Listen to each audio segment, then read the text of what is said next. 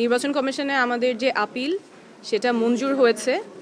ঢাকা ৯-এ স্বতন্ত্র প্রার্থী হিসেবে আমি যে মনোনয়নপত্র দিয়েছিলাম আমার প্রার্থিতা বৈধ ঘোষণা করা হয়েছে। গত এক সপ্তাহে আসলে খুব একটা অন্যরকম অভিজ্ঞতার মধ্যে দিয়ে গিয়েছি। দেশে বিদেশে সবাই অনেক শুভকামনা জানিয়েছেন, অনেক দোয়া করেছেন।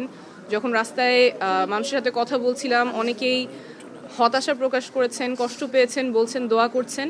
তাদের সকলকে ধন্যবাদ।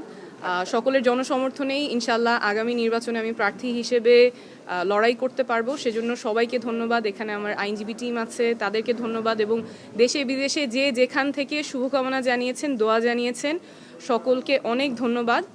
আমরা এখন স্বতন্ত্র প্রার্থী হিসেবে নির্বাচনে যে মার্কা সেটার জন্য আবেদন করতে পারবো। আমরা সেই প্রক্রিয়ায় আমাদের পছন্দ ফুটবল মার্কা, আমরা সেটা নিয়ে আবেদন করব। তারপর নির্বাচন কমিশনের সিদ্ধান্ত থাকবে। নির্বাচন কমিশনকেও ধন্যবাদ, ওনারা আমাদের যুক্তিগুলো শুনেছেন। সর্বোপরি আমরা বলছিলাম যে আমাদের দৃঢ় বিশ্বাস আপনাদের জনসমর্থন নিয়েই আগামী নির্বাচনে লড়াই করতে পারবো। ইনশাল্লাহ সবার সাথে দেখা হবে। Thank you.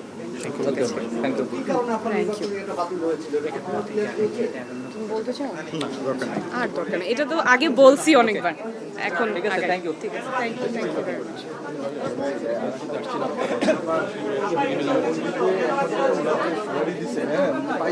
বলা হয়েছে